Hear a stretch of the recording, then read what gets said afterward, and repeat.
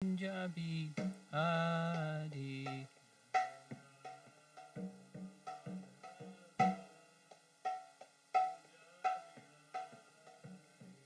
Jaya Radha Madhava Punjabi Hari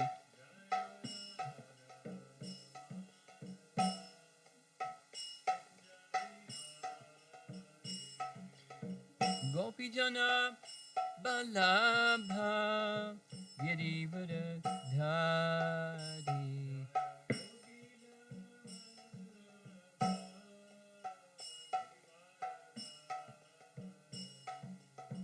Gopijana Balabha Girivardhari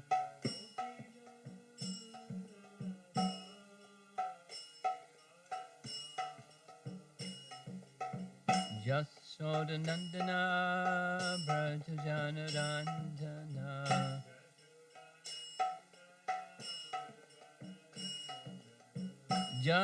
Jasodanandana Brajajana Randana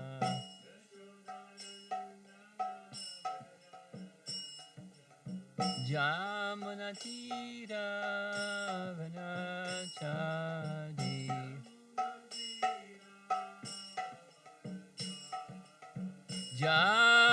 Jamunatira Vanachari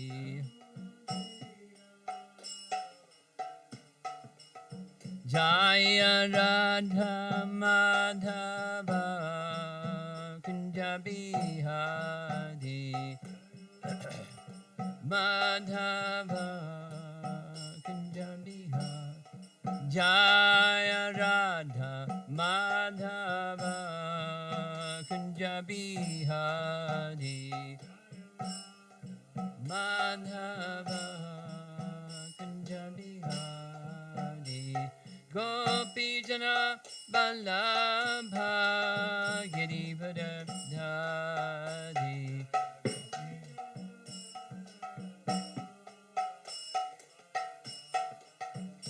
Gopijana Balabha Girivardhari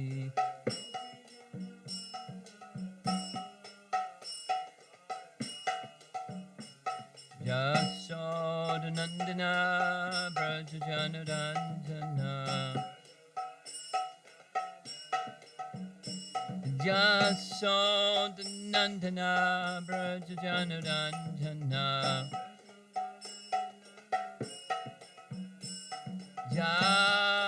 Jamunatira Vanachari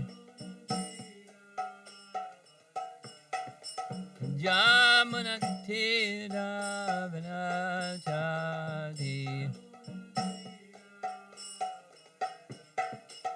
Jaya Radha Madhava Punjabi Hari Madhava Punjabi Jaya Radha Madhava Punjabi Hari Madhava Punjabi Hari Jai Om Vishnupad Paramahamsa Parivajagacharya Astatarasata Sri Madhya's Divine Grace Sri Bhaktivedanta Swami Srila Prabhupada Ki Ananta Koti Vaishnavrinda Ki Grantaraj Srimad Bhagavatam Ki Gaur Premanandi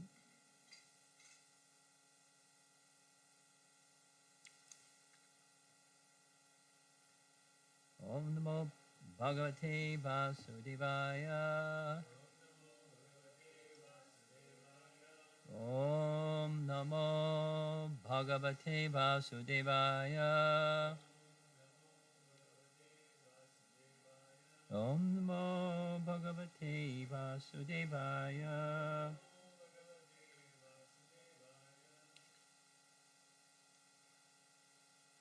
There's lots of commentary on these verses that we're reading. And that's nice, but it's taking even several days to cover one verse. This morning, we will be finishing, all goes well, Canto 10, Chapter 28, Text 14, and then we're going to start on 15 and continue tomorrow. 10, 28, 14.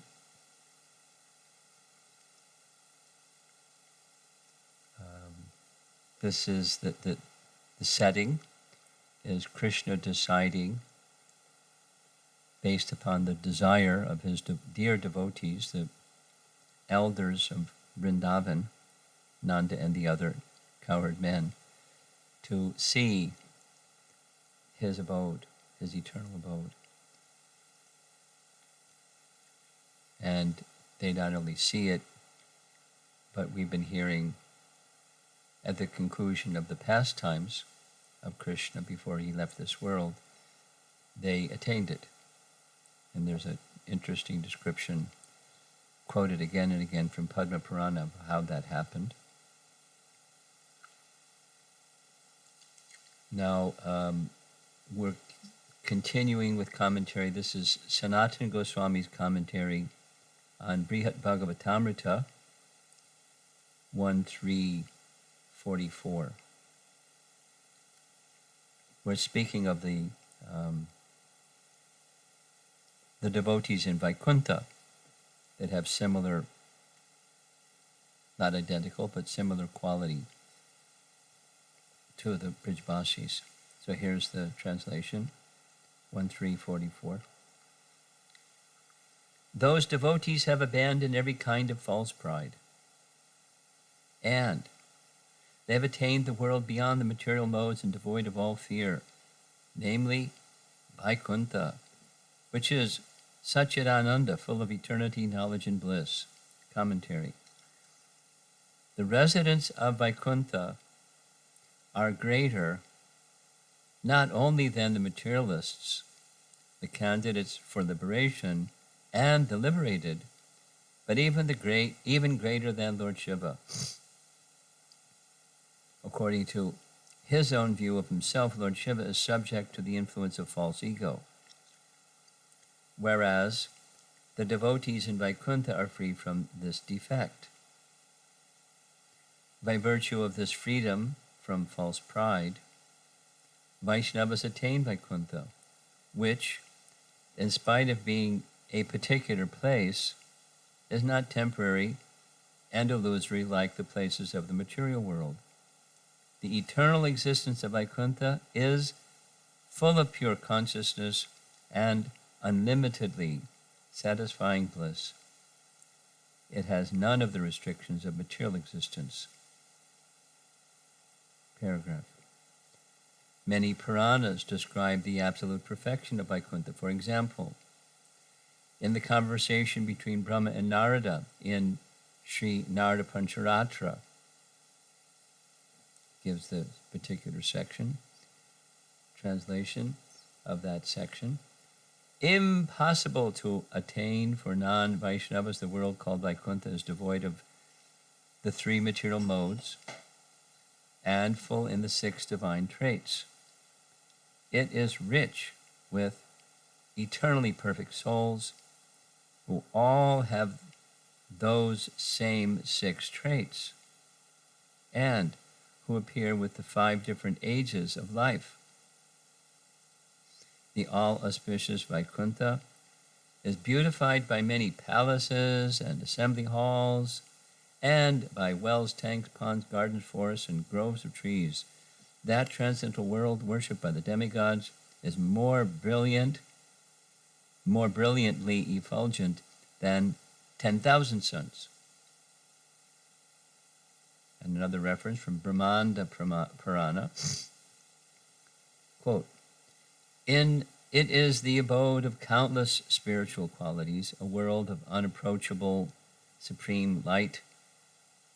It cannot be perceived by material senses, nor compared to anything known. It is supremely ecstatic and beyond the scope of the senses. Pretty good travel advertisement. Want to go there? In Srimad Bhagavatam, Canto 2, Chapter 9, verses 9 through 10. We've been hearing these again and again. It's Brahma has done some austerities. Lord Vishnu is pleased with Brahma, and Vishnu decides to show him the spiritual world. Here's the translation of those two verses. Very much satisfied with the penance of Lord Brahma, the personality of Godhead was pleased to manifest his personal abode Vaikuntha, the supreme planet above all others. This transcendental abode of the Lord is adored by all self-realized persons, free from all miseries and fear of illusory existence. In that personal abode of the Lord, the material modes of ignorance and passion do not prevail, nor have they any influence in goodness. There is no predominance of the influence of time, what to speak of the illusory external energy, semicolon. It, that's illusory external energy, cannot enter that region. Without discrimination, both the demigods and demons worship the Lord as devotees. And then these two verses that we've been reading, 14, and then we're going to touch on 15. Here's their translation. Canto 10, Chapter 28, Text 14, 15. Thus, deeply considering the situation of the cowherd men, the all-merciful Supreme Personality of Godhead, Hari, revealed to them his abode, which is beyond material darkness. Lord Krishna revealed the indestructible spiritual effulgence, which is unlimited, conscious, and eternal. Sages see that spiritual existence in trance when their consciousness is freed from the modes of material nature. Unquote. These verses, that's all of the above, or the one immediately above, the Brahma Jyoti specifically. These verses identify Vaikuntha with the Brahma Jyoti, the effulgent light of the all-pervading Supreme, that is, with the same absolute existence described in the Upanishads under the name Brahman. With the eye of intelligent, self-satisfied sages, or munis, envision Vaikuntha, but they are not fit to achieve it. Then, once again, Brihat Bhagavatamrita, but this is now part 2, and it's toward the very beginning, chapter 1, text 14, where Uttara is describing to Parikshit Maharaj the Vaikuntha realm. That abode, Vaikuntha, is made of concentrated ecstasy and pure consciousness, even, so that's Anand and Chit, even for liberated souls it is difficult to attain, but the Lord's devotees, who are free from selfish desires, reach it at once. Commentary. Mother Uttara now tells her son Parikshit that she understands about the transcendental nature of Vaikuntha. Parikshit has heard similar general descriptions of the Vaikuntha atmosphere from Shukadeva Goswami in the 2nd and 10th cantos of Srimad Bhagavatam.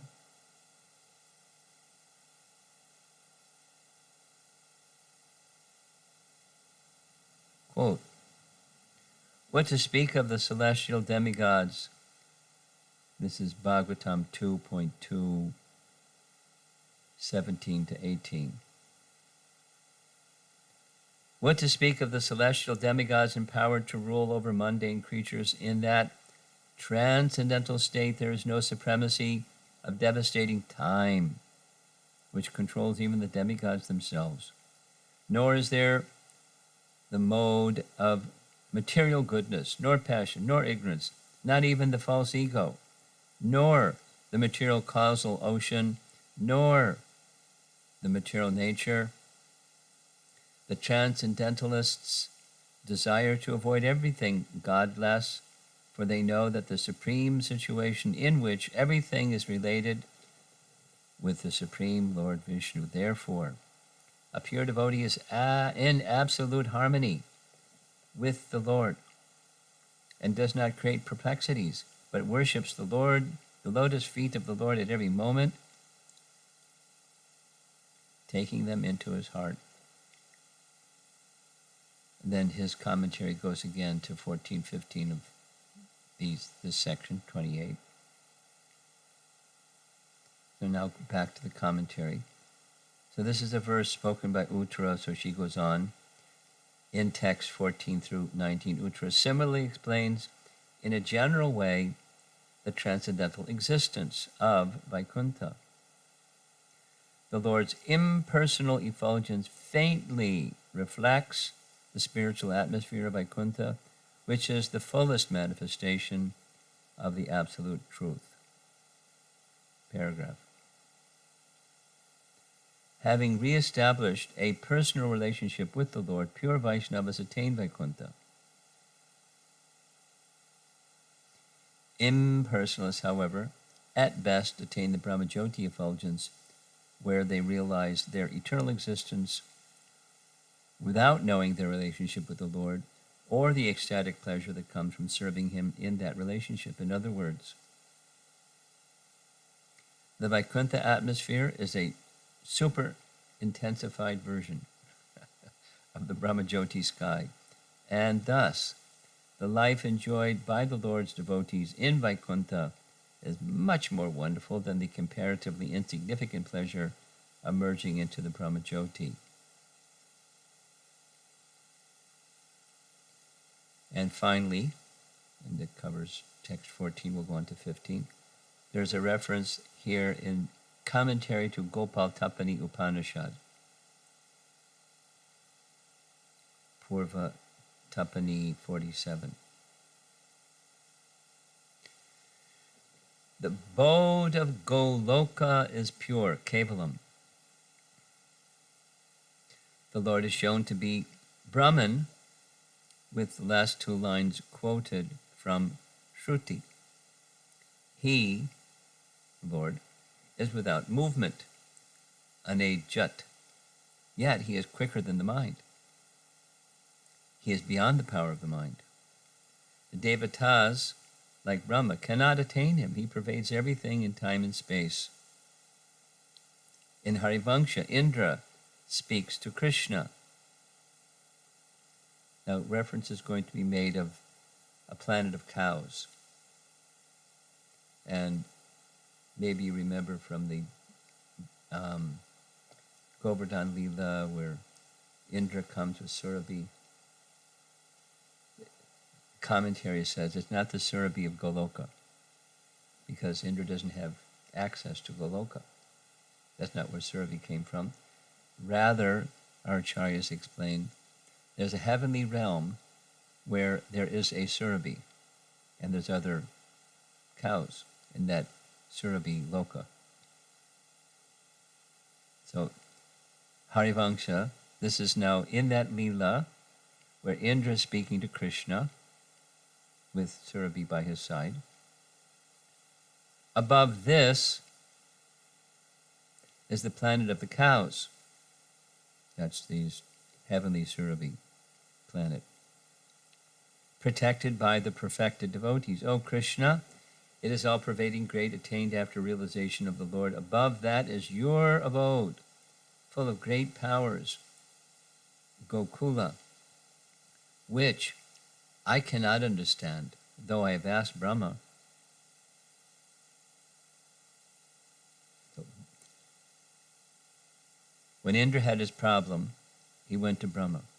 This is Harivangsha. He went to Brahma. And Brahma said, shame on you, Indra, but I got a solution. Let's go bring Surabhi. So they went to Surabhi's planet. And Brahma instructed Surabhi, go with him. And she said, yes, sir. I'll be happy to go see Krishna. So Indra went with Surabhi.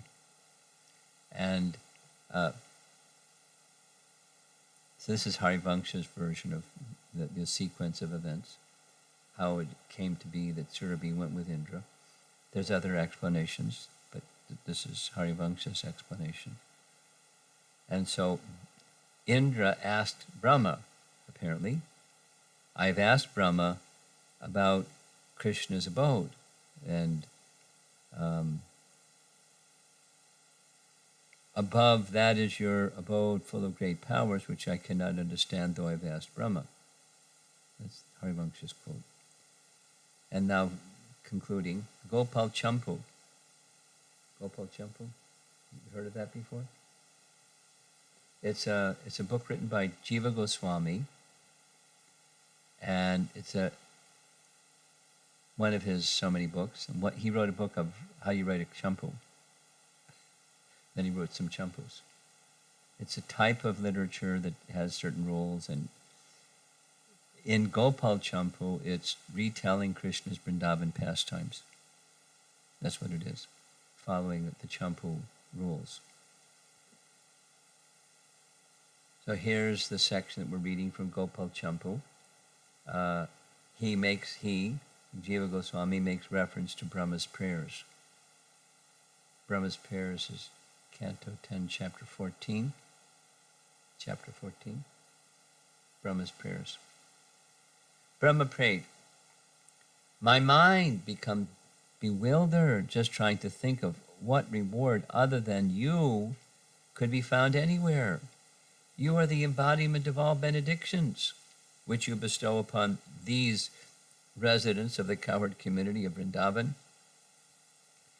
You have already arranged to give yourself to Putana and her family members in exchange for her disguising herself as a devotee. So what is left for you to give to these devotees of Vrindavan, whose homes, wealth, friends, dear relations, bodies, children, and very lives and hearts are dedicated only to you?" So I'm going to expand on that. Thus, they have great prema which controls me. That's Brahma. When their minds become stunned in separation from me, this is Krishna speaking. It is not because of ignorance. So Krishna's talking about this pastime of Brahma Hrida showing the Goloka and his relation with the Brijbasis. They have great prema which controls me. When their mind becomes stunned in separation from me, it is not because of ignorance. I can never consider that their prema is similar to the prema of others. Caring for me in many ways, they have developed desire arising from bewilderment.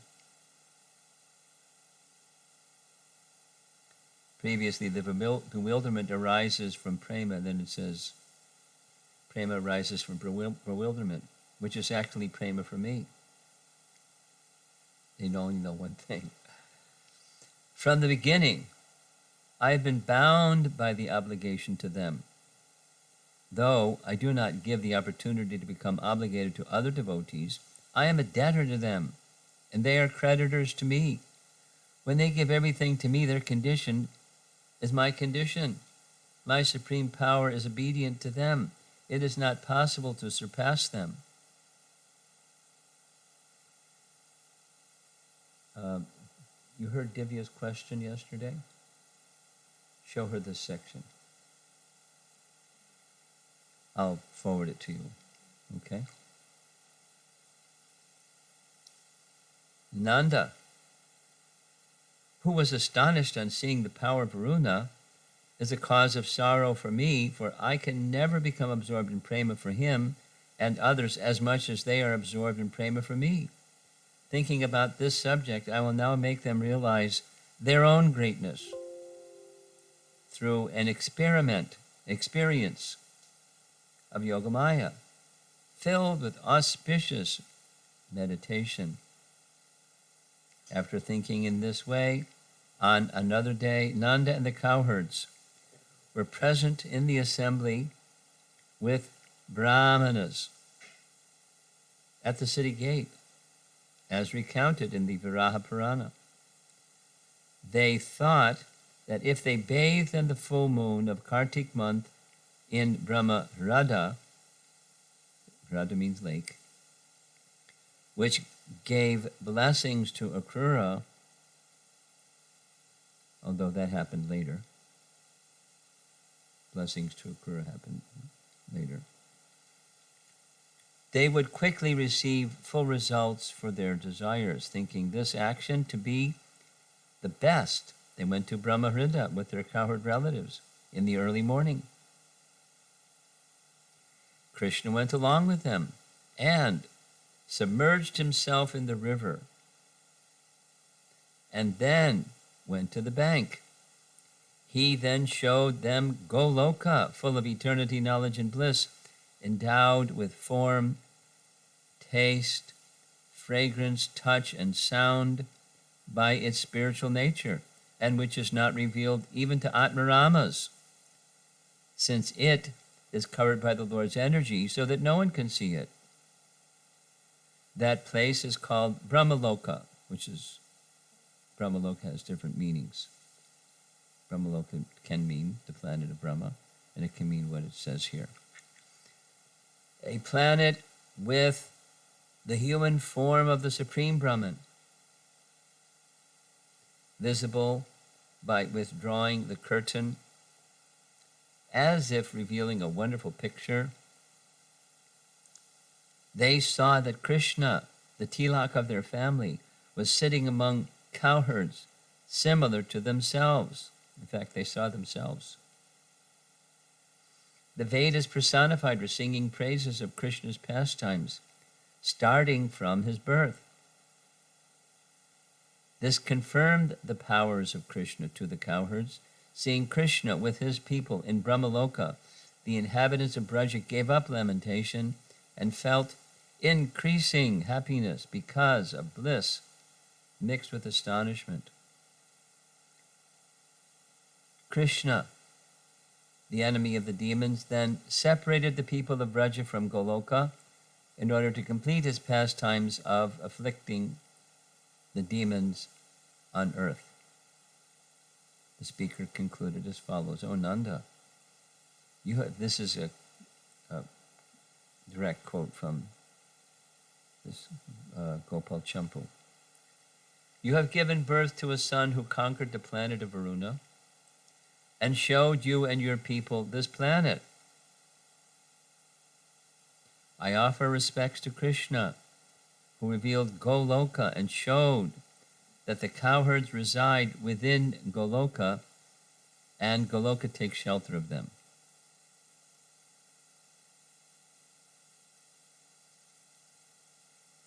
So that's the last reference describing text 14. Now here's 15, which we've heard a couple times just this morning. Lord Krishna revealed this is text 15 translation.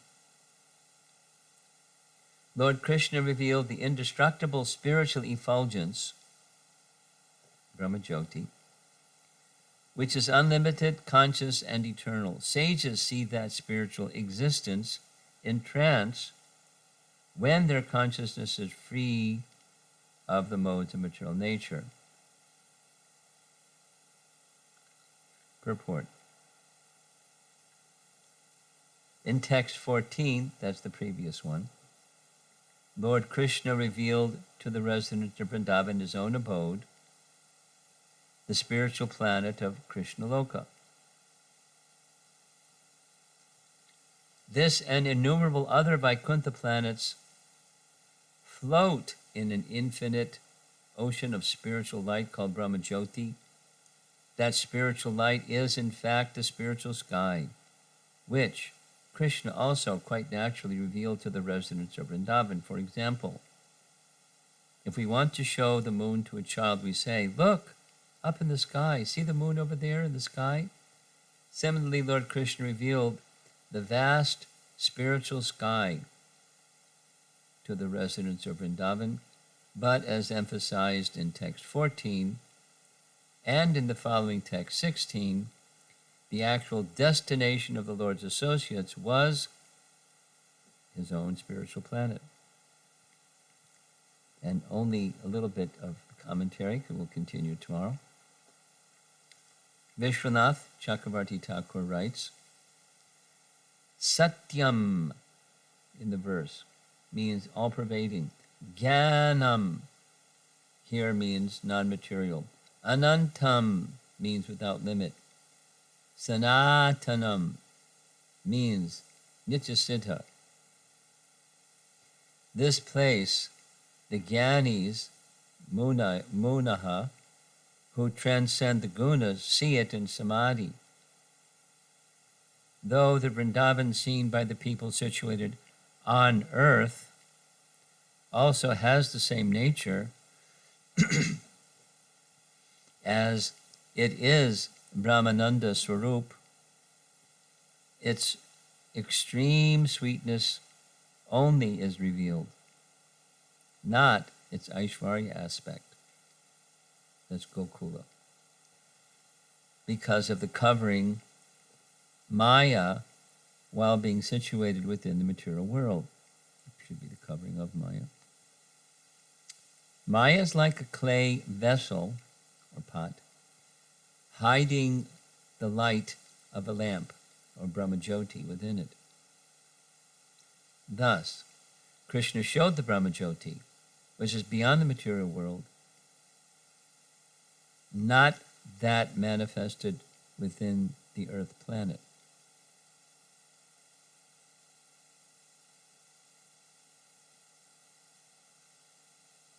Not that manifested within the earth planet. Not clear what he's saying. When he revealed, the text 15 uses the term Brahmajyoti. He revealed the Brahmajyoti, but the effulgence is Sanatanam. It's eternal. So it's not light like in this world, which is not eternal. The light of the sun is said to be a reflection of the light of Brahmajyoti.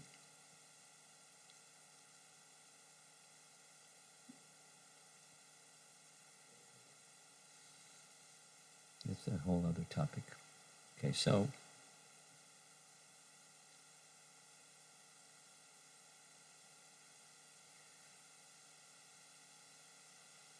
next paragraph, Vishwanath. The form of Bhagavan, however, is much more sweet than the Brahma Swarup, or Brahmajyoti. This is confirmed by the realization of the Atmaramas, such as Shukadev, right? He had realization of Brahman and he was more attracted to Krishna. Though the form of Bhagavan is also all-pervading, it appears limited in a form of medium size, semicolon. Though free from the 6 transformations, it seems to undergo birth, maturity, and decline, semicolon. And though free from the faults of disturbance, etc., he seems to undergo hunger and thirst, sweat, fear, illusion, and to receive blows in battle. This is because he has unlimited inconceivable energies. Similarly, Vrindavan, like the body of the Lord, which spreads itself through millions of universes, as was seen by Brahma, is also unlimited. The Lord says, quote, this Vrindavan spread over 5 yojanas is like my body, unquote. And though devoid of material disturbances according to the scriptures in such statements as, quote, one should remember the moving and non-moving entities of Vrindavan, which is free from the 6 disturbances, unquote. It is the astonishing shelter of men, animals, birds, and trees which have hunger, thirst, birth, old age, want, and dissolution. Jiva Goswami's commentary is really short. Quote, what is that object beyond Prakriti, unquote? It is described in general terms.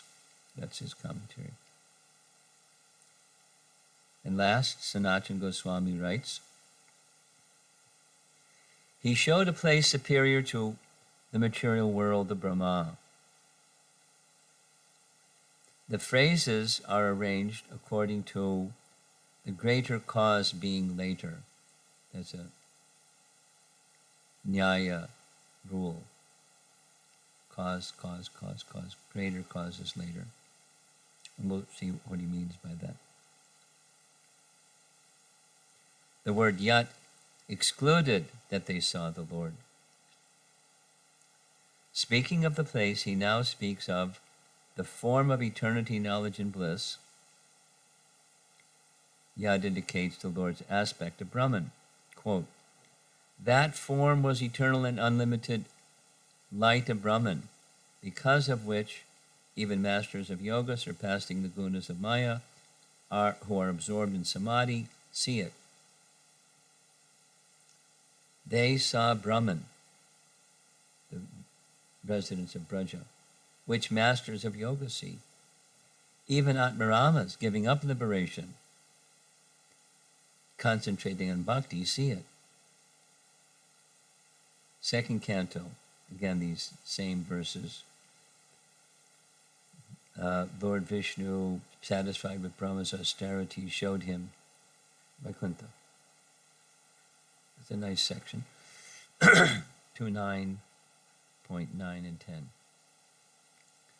The Lord, gratified by his worship, Brahma's worship, showed Brahma Mahavaikuntha, to which nothing is superior, which is free of suffering, confusion, and fear of offenses, and which is praised by devatas who constantly see the self.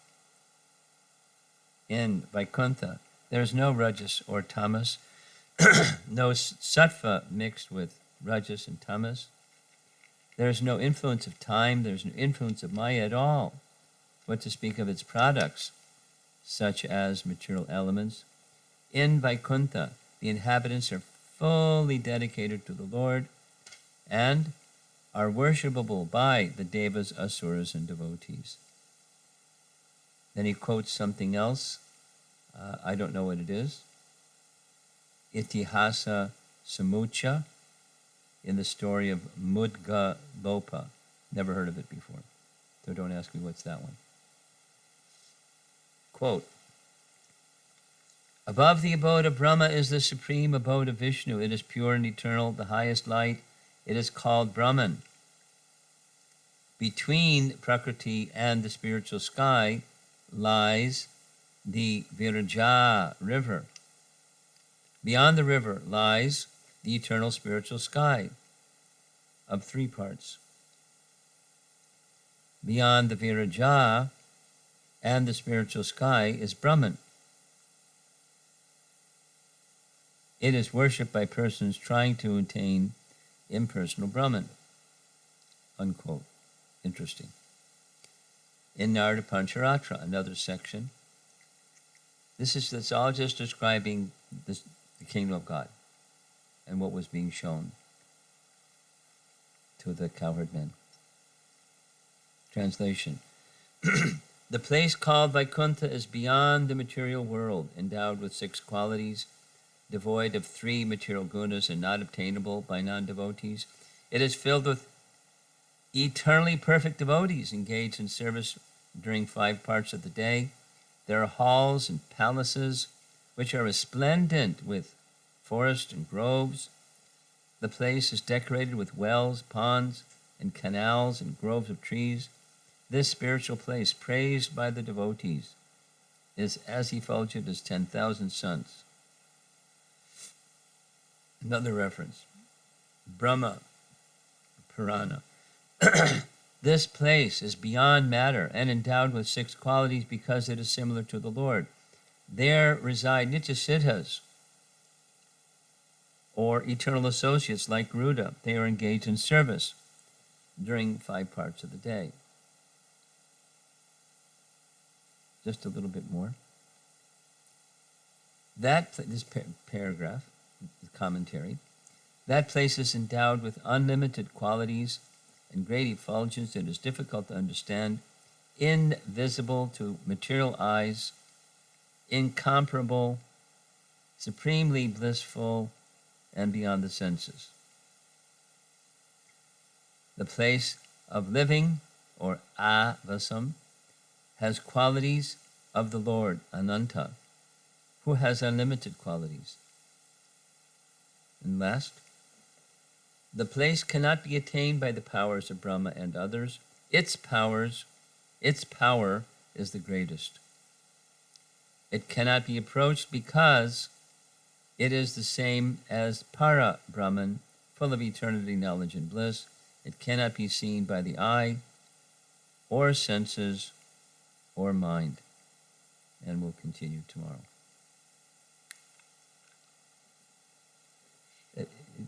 The specific language preceding Krishna showing what he showed, the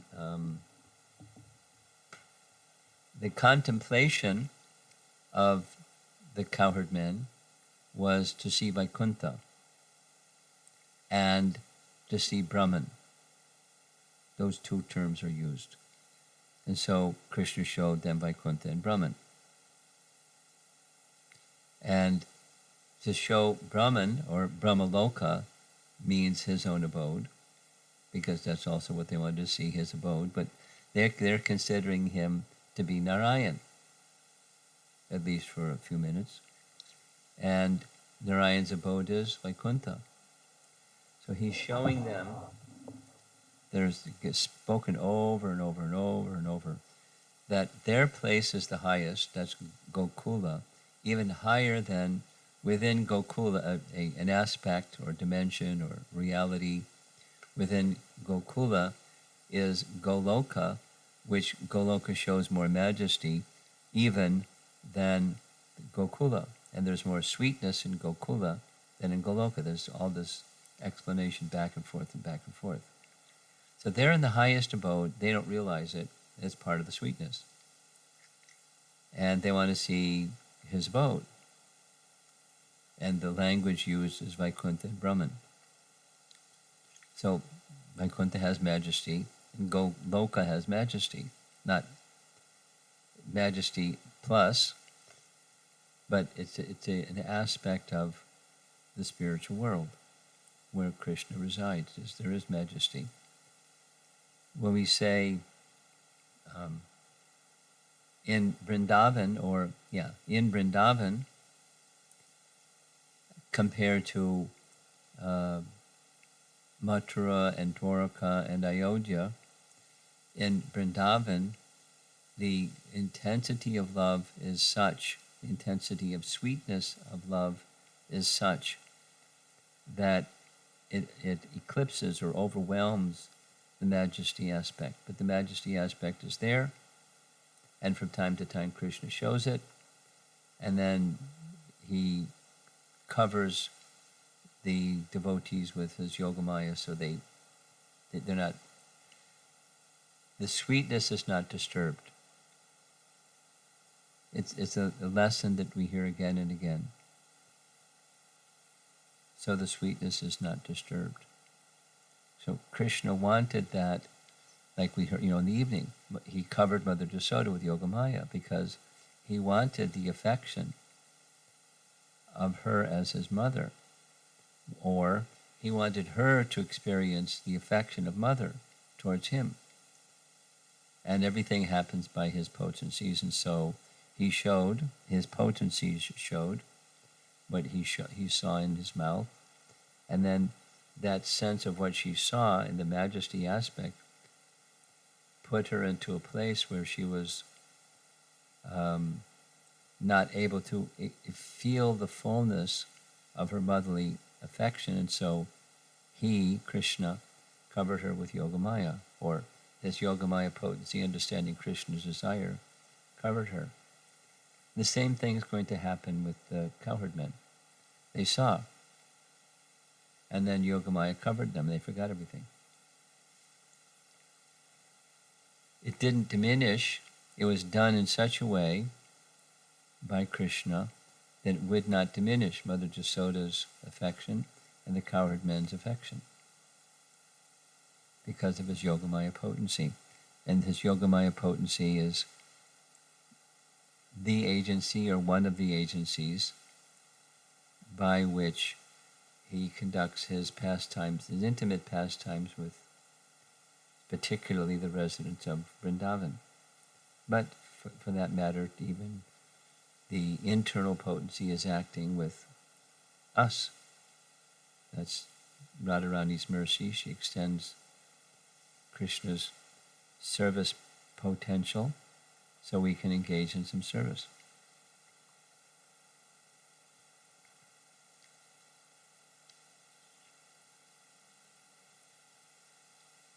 And when every time we're describing these things, that my thought goes to how are we to understand these things?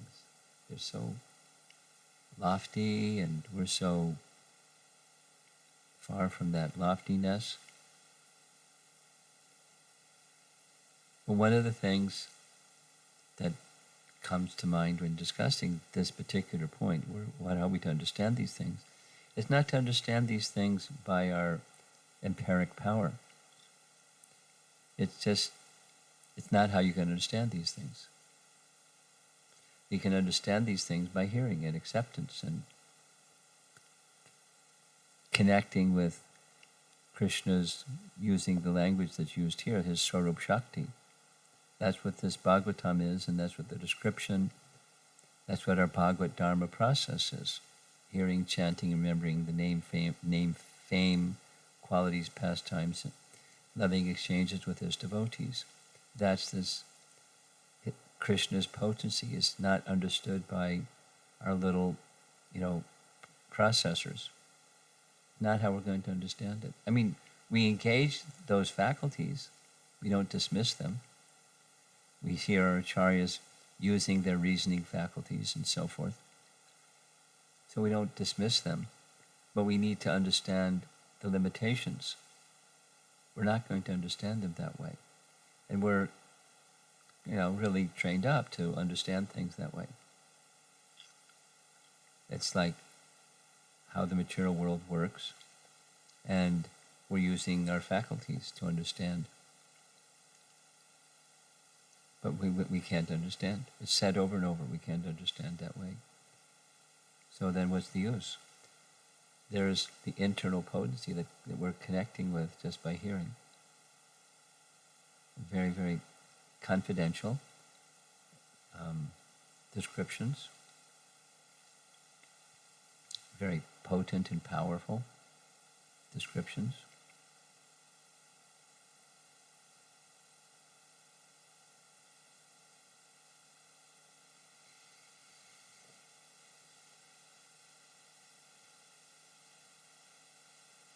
Just a little sharing. I don't want to go off in this topic, so please don't ask me to discuss it.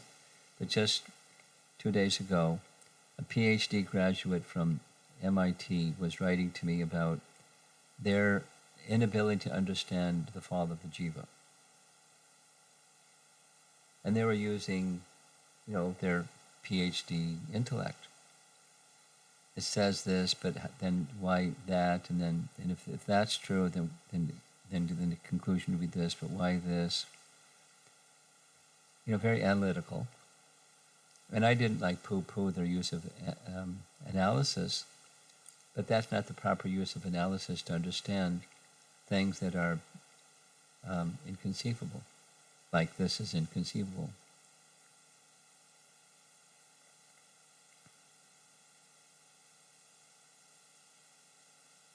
We're used to, besides using our intellect that way, we're used to there's material cause that produces a material effect, because everything within this realm is cause and effect. That's technology. Cause and effect. You wiggle this, and something over there wiggles. Like they're trying to find a cure for coronavirus. Something here wiggles, something there wiggles. Okay, we got it. We have to refine it and test it. And everything. Computers and space travel and communications and It's just technology, the cause and effect. And that's Sankhya. So Sankhya can be used for totally materialistic purposes, for totally impersonal purposes, either. And that's not the purpose of. Even you can wire to some degree, the Sankhya principles. Anyway, it go off into this.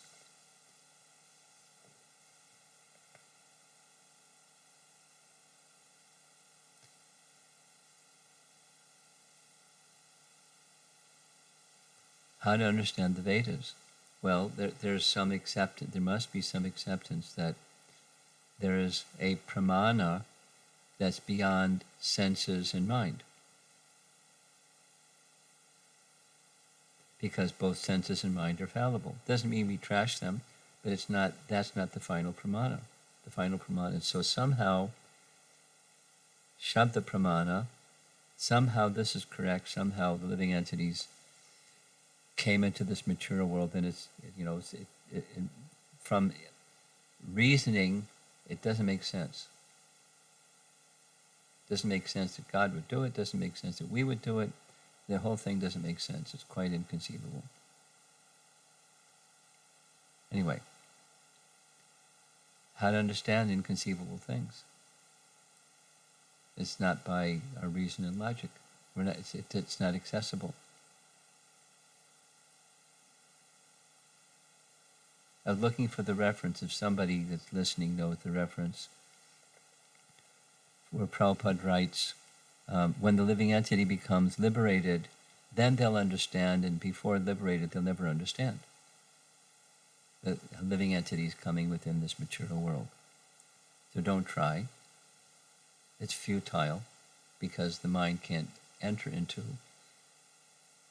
such an understanding. But when the living entity is liberated, then the faculty is there to understand.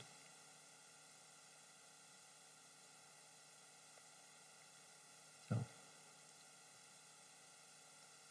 back to the spiritual world. The spiritual world is something it's beyond the senses, beyond the mind, beyond reasoning, beyond. Even Atmaramas can see it, but they can't enter there. So how are we what's our qualification? We're not Atmaramas. But by the hearing process, with faith in the hearing process, it does mean we have to control the senses and mind. But that senses and mind control is being controlled by love. At least initially controlled by vidhis, and then as purification comes, controlled by love. That's the bhakti process. And then the inconceivable things can be understood in ways that they were never able to be understood before. And that's just the space that we're in because of our limited consciousness or covered consciousness. It takes faith for sure, but not blind faith. It takes faith that's reasoned. We're using our reasonable faculty to accept with faith all of this. Otherwise, why are we wasting our time?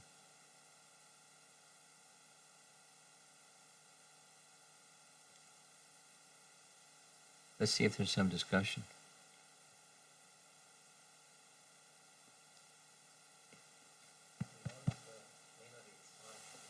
Here's the Lord's plenary expansions up to Mahavishnu. They are based in spiritual world. Is that a correct statement?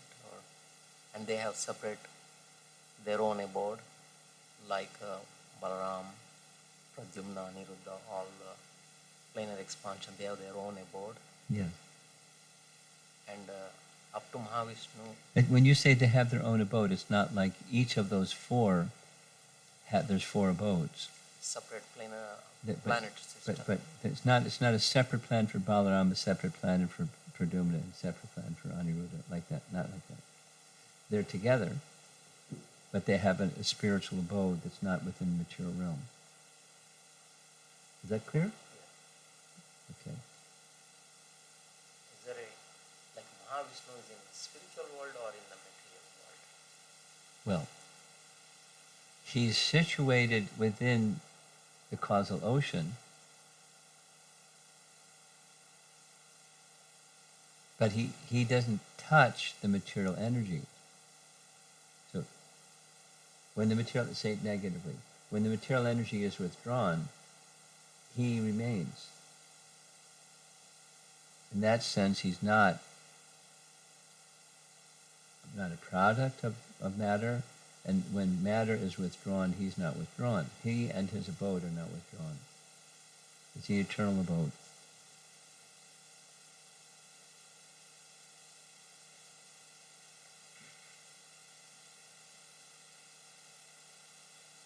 Is that clear? Okay. In the Brahma Samhita it says like it's a Mahesh Dhan, above that Haridhan, Yes. and then Golok. Yes. So what is Haridhan? Is Haridam is Vaikuntha. the planets. Yeah. Haridam is Vaikuntha. Included is Ayodhya within Haridam. It's a special place. Within Haridam, it's a special place.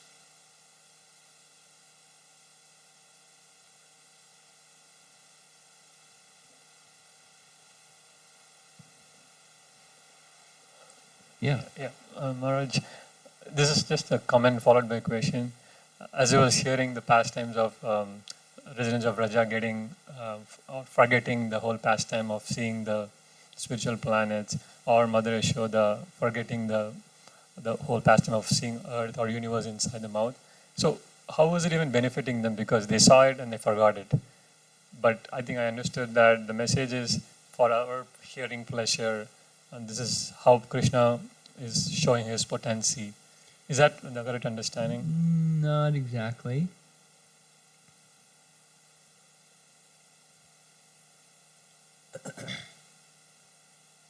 Your question is, what is the benefit if they see and then forget?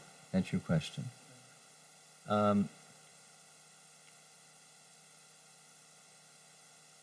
There's tattva and there's bhava. So the tattva is, he is the supreme. And the bhava is, he is our son. And they're not, one doesn't cancel the other. Krishna is lifting Govardhan Hill. He's showing his tattva. But the bhava overwhelms them. And then they start speculating. Who is he?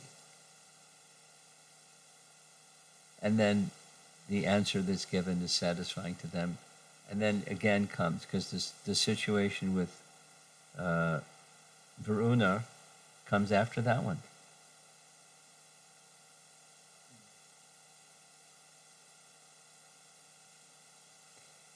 And then they speculate again. And then Krishna, the tattva is revealed. And then the bhava overwhelms. So it's always there. But it's just overwhelmed. And that's Vaikuntha, and that's Vrindavan.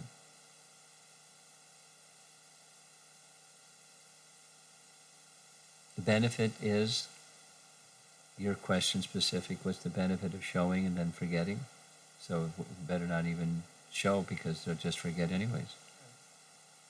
It's part of the relationship with Krishna that Krishna permits, and it's there because, and it's part of their connection with Krishna. It's an intrinsic part of their connection with Krishna from the get-go. Vasudeva Devaki.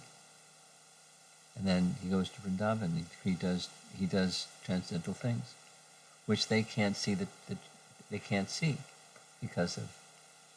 But it's okay. His divinity is being exhibited again and again because that's who he is. It's not a waste. It's part of their relationship with him. they're feeling protected. And Garga put it really cleverly. He's endowed with powers of Narayan, powers like Narayan. And he'll protect the residents of Braja. So they're feeling his shelter, although they're looking upon him as their son or friend or lover. Here comes Aristasura, and they're, Krishna! Krishna comes. A little boy.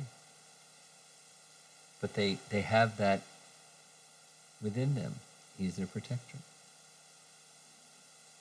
Although he's their lover and their friend and their son. It's part of their relationship.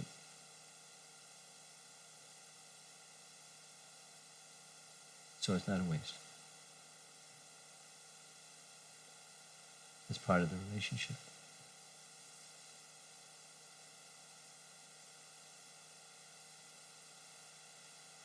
That nice painting when Aristasura is coming down the trail and the gopis are embracing the trees. You know that painting? Mm-hmm. They're tamal trees.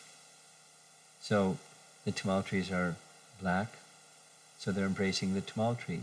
Krishna! You're a protector, help. And then after he kills Aristasura, he goes to tell them, he's dead. You stay away from us. You've done something sinful. Whoa, wait a minute. And then, the Leela goes on, as if it wasn't divinity. Krishna Tattva is now Krishna Madhurya. It's part of their relationship.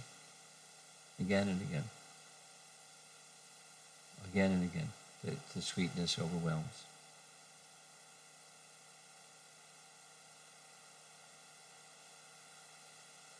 Anything else?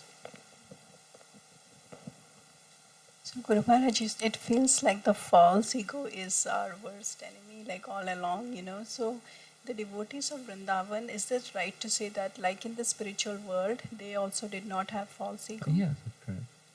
That's Divya's question. But the flip side is, Krishna doesn't have false ego. He's wanting them for their happiness. That's what he wants. That's love. Okay? Online, anything? We have two questions. First one from Raghunandan Prabhu. Maharaj, you mentioned hearing and acceptance. Many a times while hearing, this acceptance or rejecting happens due to the mind. Acceptance of these valuable spiritual principles is what the spirit soul needs, especially to get out of material existence. What factors can help in going to the acceptance mode?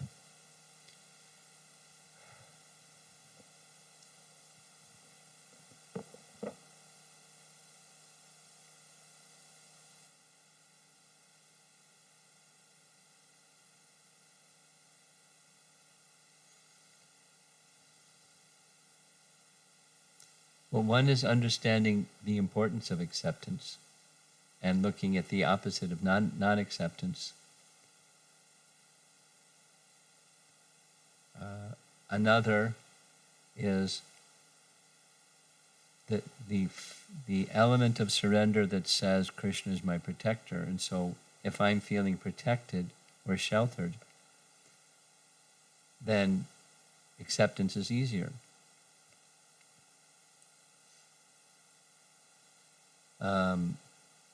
One of Prabhupada's disciple, Mataji's, her name is Ramburu. Has she ever come here? She lives in Los Angeles. Ramburu. She at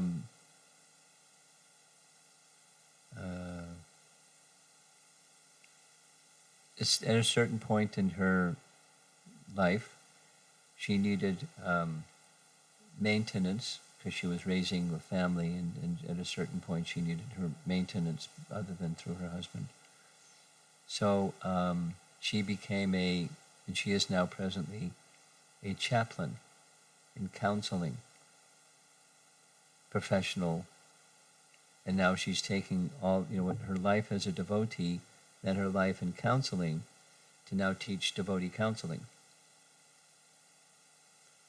And she has a seminar called something, Kruna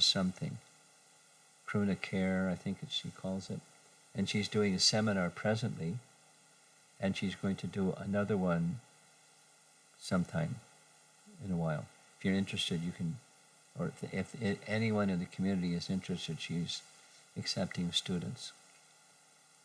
And Juna Jivana can give you information of how to become a student if people want. It might be nice to send it out to the community. Kruna Care seminar. She's really good, really good. So she speaks on this principle of acceptance because in being a chaplain in places like hospitals and, really difficult places, I don't know what all of them are. I think, some homeless shelters and things like that. I don't know exactly where she is the chaplain, but one of the things that helps that she requires her service to do is to help people become accepting of the circumstance rather than whining and complaining and feeling beaten by the circumstance.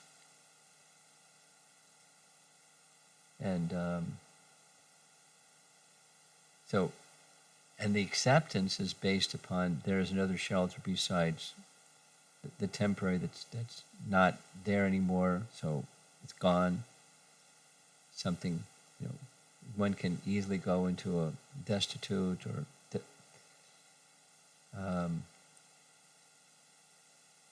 depression mode. It's prevalent in the world. It's acceptance of the circumstance because there's shelter. Something that helps acceptance principle is knowing that there's shelter, and the person who is your shelter is very kind and loving and is very powerful and can carry you through the difficulty. And that's like, specific to acceptance of a situation that's difficult, which, life has its difficulties. Everyone knows what, the varieties of difficulties, and different for different people. Acceptance.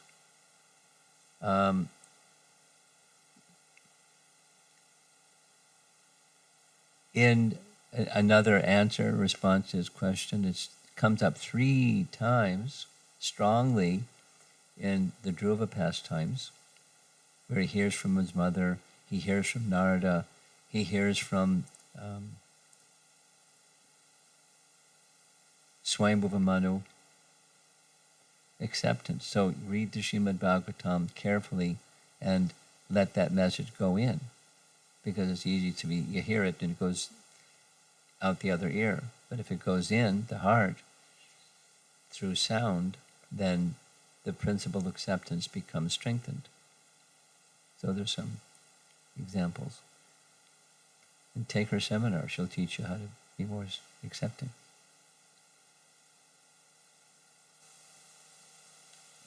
The next question is from Archana Vaidya Mataji.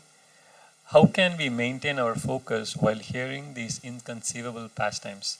Generally, we can focus better when we can relate with and understand something. Well, do some of both, because humility is the pillar of bhakti, or the pillar of knowledge. Say it conversely, those that are proud aren't going to understand things, and if something is with easy grasp, it's easy to be proud. So something that's you have to reach for, that we can understand our tininess, and that's good. Understand your tininess. Then you're feeling I have to reach out to Krishna, because otherwise it's beyond me. Same thing with chanting. Chanting is so simple, but how many people chant with absorption and how many people chant with distraction? So we need help. Oh, it's such a simple thing. And it's a core thing. We chant anyways because we know it's beneficial. So do some things that are more on the easy side and do some things that are more on the stretch side. Anything further? That's it? One more? So this question is from Ranga Mataji. If after reaching Vaikuntha they stay eternal, then when and how will they reach Goloka? Because there is nothing else to get cleansed as they are already pure. Well, once they reach Vrindavan, they're happy. They're not like, hey, I want to go to Goloka. Those who go to Vaikuntha are very content to be in Vaikuntha. They're not like, I want an upgrade. It's not like that. Not like that.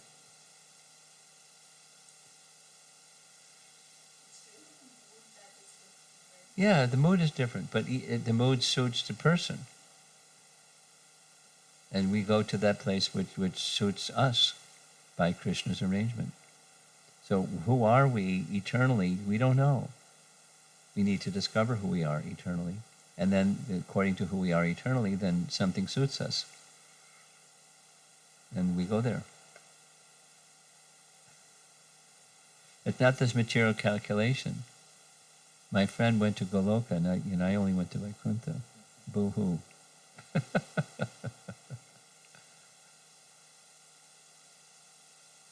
Okay. A practical question.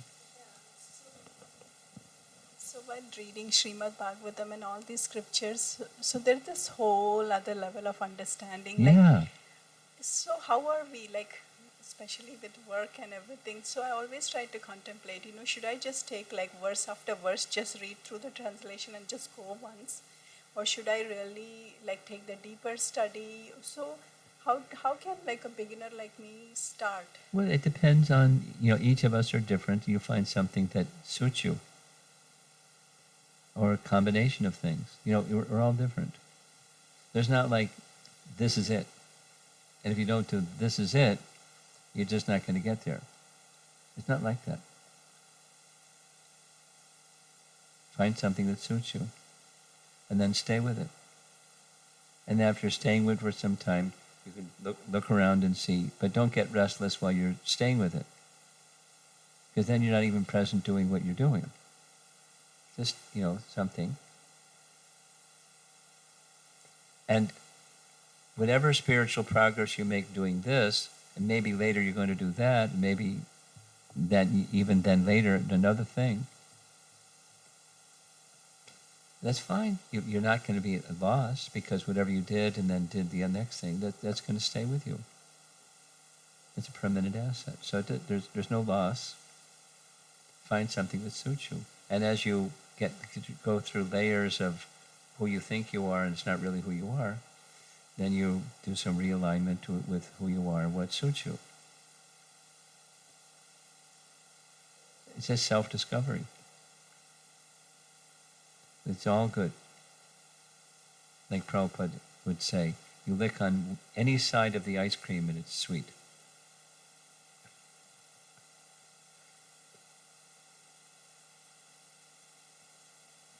Some people like, and some people like another thing.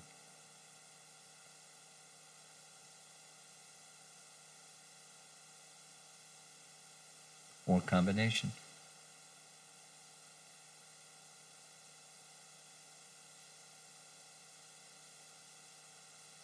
Without the purports, we won't understand.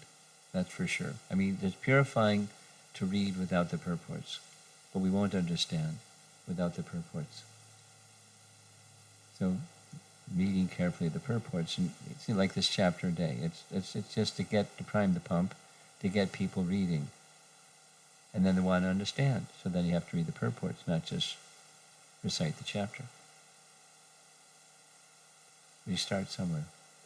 Do something that's uplifting. Systematic study is really good. And then it depends, there are different teachers, depending upon how busy life is. So the online things and remote things and self-study. And so there's, find something that suits. ideal is there's a good teacher, and you connect with the teacher, and it's not just the information, it's the relationship with the teacher. Because then you'll get a deeper understanding. Because it touches your heart, not just your head. Okay, Prabhupada Ki.